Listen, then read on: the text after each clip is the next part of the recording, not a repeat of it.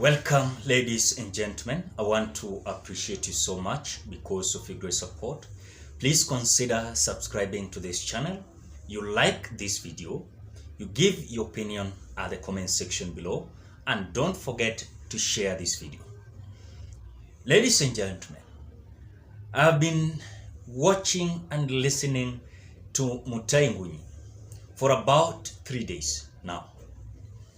When he started giving his tweet saying that now it is time for him to change his mind to support William Ruto, because of course he is saying he was the one who started the Hustler Nation narrative, so he must complete that narrative.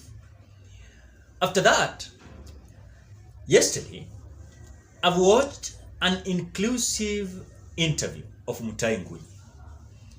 When you look broadly, Mutanguni is just cleaning himself, so that as he is going to cross and support William Ruto, those allies of William Ruto must accept him. But when you look at the response that is coming from Dennis Itumbi, coming from various allies of William Ruto, they are disagreeing with Mutanguni. Mutanguni is just a tumbocrat.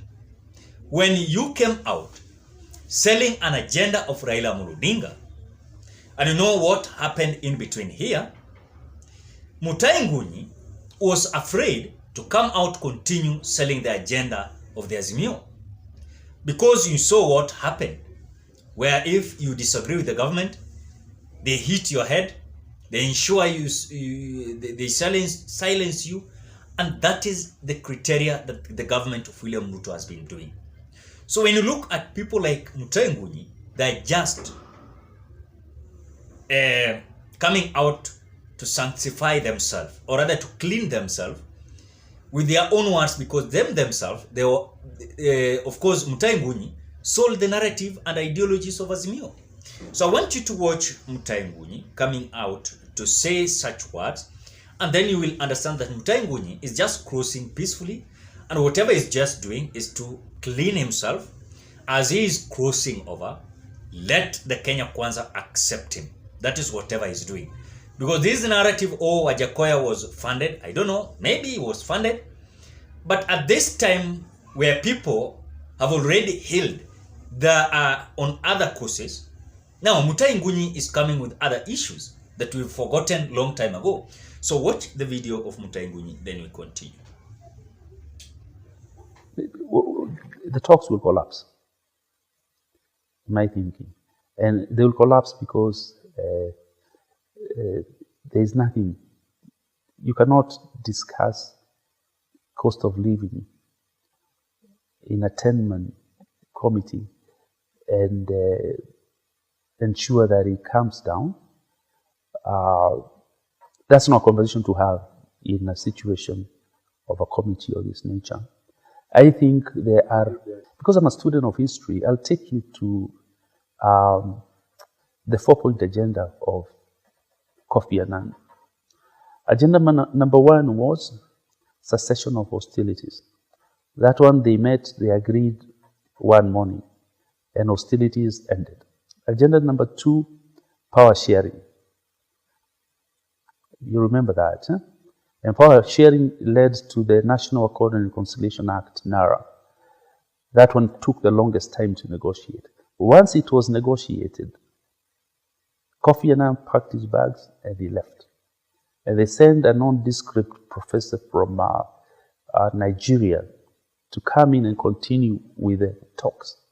Agenda number 3 was about cost of living and all those things, equitable distribution of resources across board. Agenda number 4 was about rights and something like that. So the talks collapsed after agenda number 2 was reached. So there is a form of recognition that Raila wants to get from William Ruto.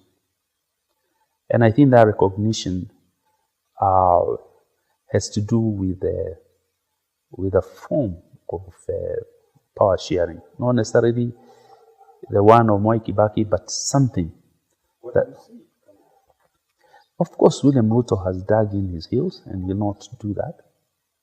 And Raila will say, if you don't do it, we go back to the streets. And he will make the country ungovernable.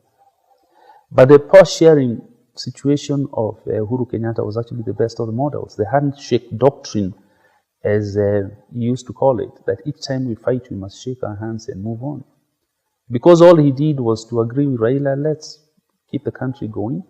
As to whether Raila got some deals underground, we don't know, but he seemed very happy.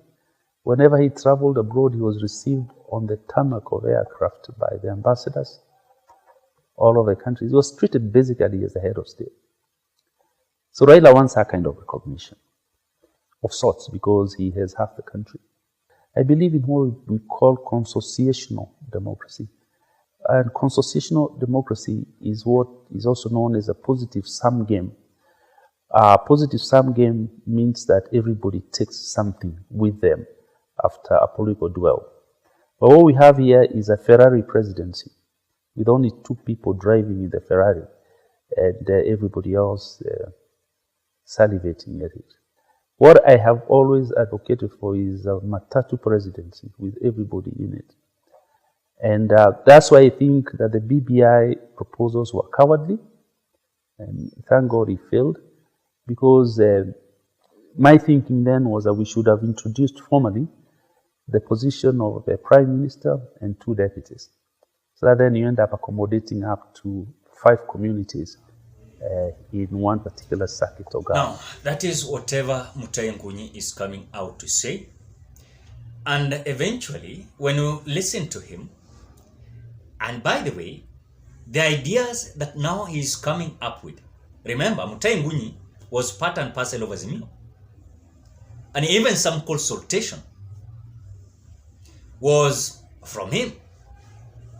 So if Mutanguni is coming out to tell us that 1, the dialogue is going to fail, 2, that Raila Odinga, his intention is about the power sharing, then 3, that he spoke about the issue of BBI and the way Raila Odinga and Uhuru Kenyatta were busy preparing the BBI was cowardly prepared. So his intention and his opinion was that Prime Minister and his 2 deputies were to propose in that BBI. Which when you look at Mutanguni, the way he's speaking, is a man that is cleaning himself. He's already going to the other side. So by going to the other side, the intention is, I want to be on that side as I have already cleaned myself. That is whatever Mutanguni is saying. But we know this, the politics is about conmanship, and anyone has his or her reason why she or he converting to be William Ruto supporter or rather Azimio supporter.